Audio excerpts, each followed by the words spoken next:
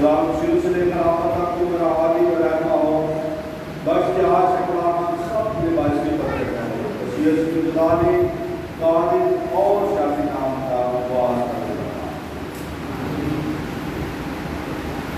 जो खुदा के कलाम और उस कलाम में से मुक़द्दस यूहन्ना के इंजील का 8वां बाब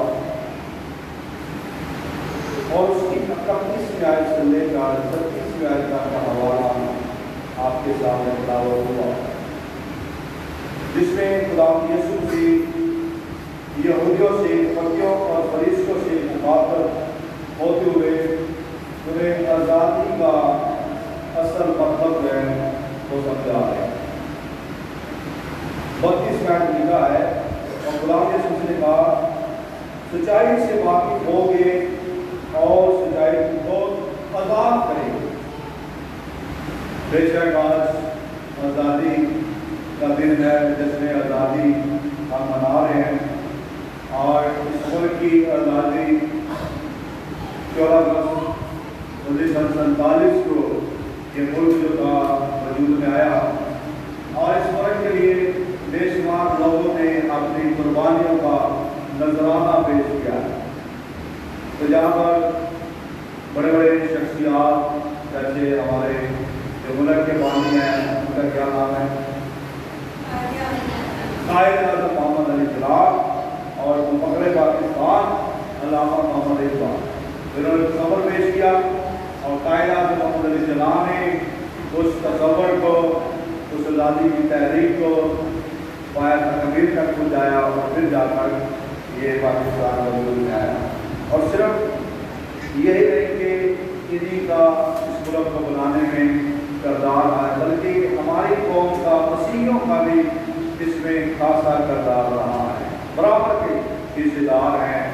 और कहते हैं कि ये जो मुल्क बन रहा था तो ये वोटिंग में चला गया था और पंजाब का काफ़ी हिस्सा जो था वो हिंदुस्तान की तस्वीर में शामिल होना था। जितनी हमारे मसीही बुजुर्ग थे, एस.पी. सीगा साहब का नाम आपने सुना होगा, फिर C.E. गिबन और जोशुआ लाली का नाम, ये 3 लोग थे जिन्होंने फिर प्लास्टिक वोट डाला पाकिस्तान का मसीहियों ने और फिर जाकर ये पाकिस्तान जो था बना और पंजाब का बहुत सारा हिस्सा जो है वो पाकिस्तान में शामिल हो गया। इसके अलावा बहुत सारे हमारे मसीही नौजवानों ने इस मुल्क और कौम की खातिर जंगें लड़ी, अपनी जानों का नजराना जो है वो पेश किया, तो फिर जाकर ये मुल्क पूरा हुआ। और इसमें आप डेटा आपके सामने लगा हुआ है, इसमें जो ग्रीन कलर है वो अक्सरियत को जाहिर करता है और जो सफ़ेद कलर है वो अक्सरियत को जाहिर करता है कि सब ने मिलकर तो इस मुल्क को बनाया। इस बात के लिए हम खुदा के शुक्रगुजार हैं कि हमने अपनी आज़ादी में अपना हिस्सा जो है वो डाला। लेकिन बतौर मसीह होते हुए हमने अपनी आज़ादी को किस तरह से समझना है और असल में आज़ादी है क्या। अब जब खुदा ने बनी इस्राएल कौम को मुल्क मिस्र की गुलामी में कर दिया, 400 वर्ष की गुलामी में वो वहाँ रही। उनके मिस्र में फ़िरौन जो था उनका जुल्म सितम करता था और उनसे सख्त मेहनत जो थी वो करवाई जाती थी। उनके बच्चों तक का जो था खत्म कर दिया गया और कौम जो थी बनी इस्राएल को खामोश इंतजार कर रही थी अपनी आज़ादी का कि कब खुदा हमें आज़ाद करेगा इस अजाब से और मिस्रियों से। तभी खुदा ने एक दज्जाल का हिंदा मुहैया किया उन्हें और बुजुर्ग मूसा नबी था उसको भेजा गया उनके मिस्र में, ताकि उस कौम को निकाल के आज़ादी अदा करे और खुदा उन्हें महसूस करे। असल आज़ादी क्या है? खुदा की सच्ची कह रहे हैं कि सच्चाई से वाकिफ हो गए तो सच्चाई तुमको क्या करेगी? असल आज़ादी इंसान की सिर्फ जिस्मानी गुलामी से आज़ाद हो जाना नहीं है। अब कौम जो थी उनके मिस्र की गुलामी से आज़ाद हो चुकी थी, खुदा ने आज़ाद करा चुका था।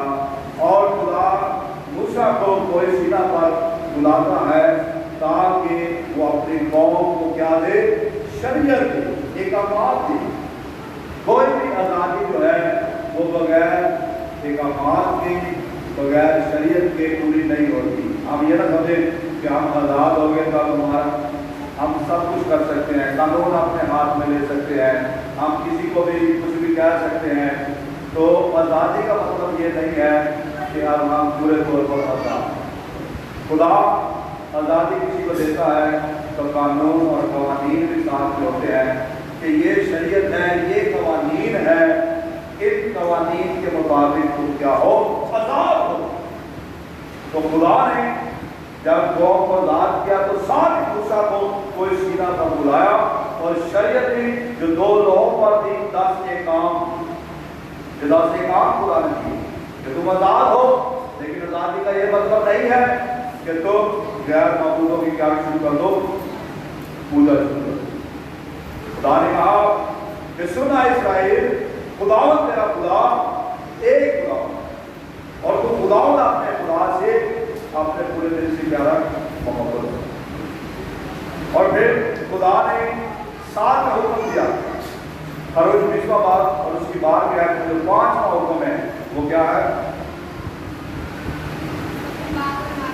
तो अपने बाप और माँ की क्या कर, ताकि तेरी उम्र उस मुल्क में जो खुदावंद तेरा खुदा तुझे देता है क्या हो।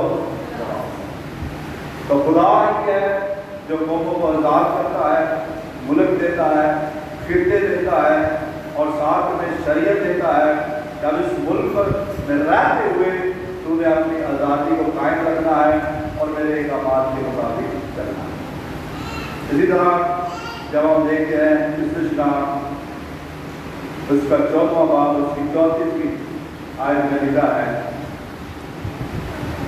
इस्तिस्ना उसका 4वां बाब उसकी 34वीं आयत में लिखा है कि तू, इस्तिस्ना 25वां बाब उसकी 13वीं और 14वीं आयत में लिखा है कि तू अपने थैले में तरह तरह के छोटे और बड़े बाट ना रखना।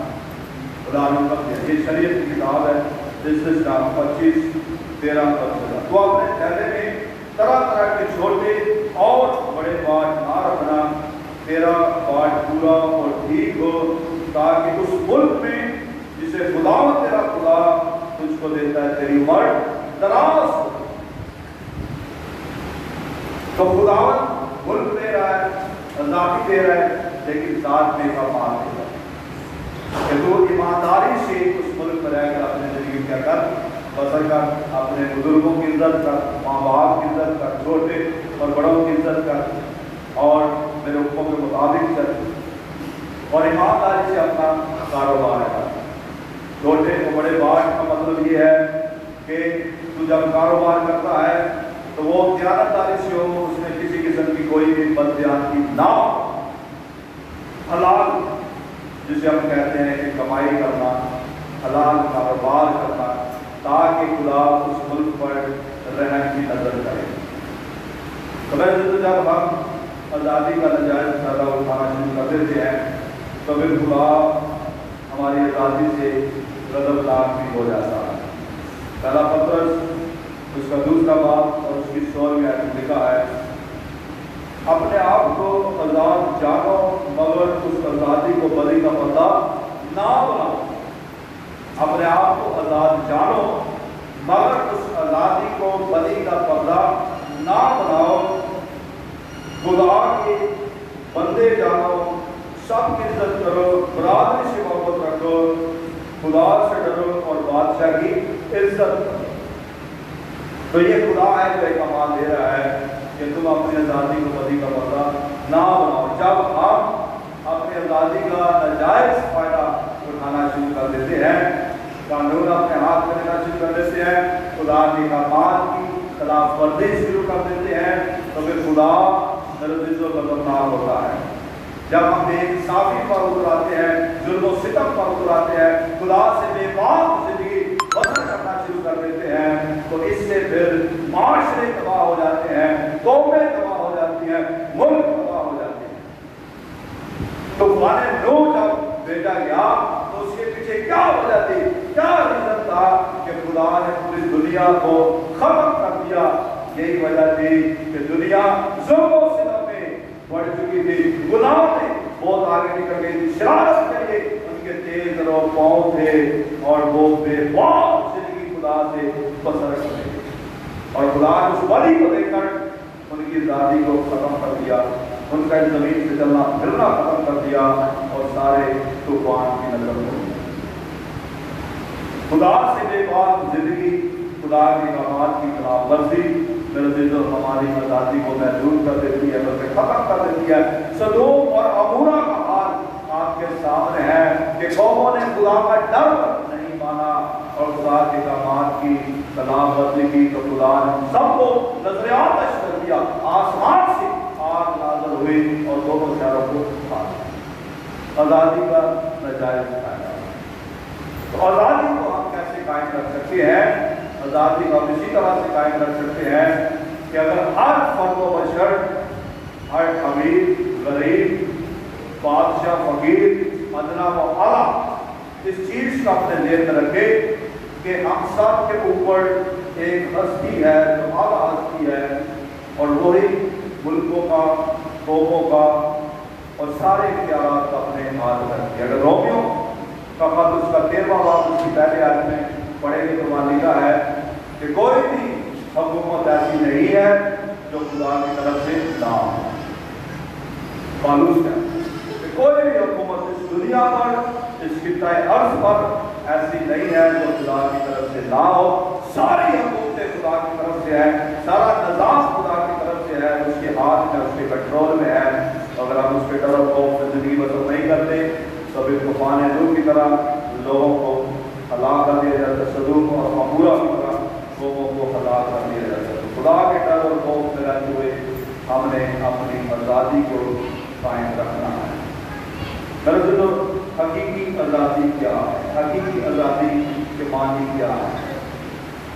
خدا یسوع مسیح جب یہودی فقیر فریسی سوال کرتے تھے تو خدا یسوع نے کہا یوحنا 8:32 کہ سچائی سے واقف ہوگے تو سچائی خود کو آزاد کرے.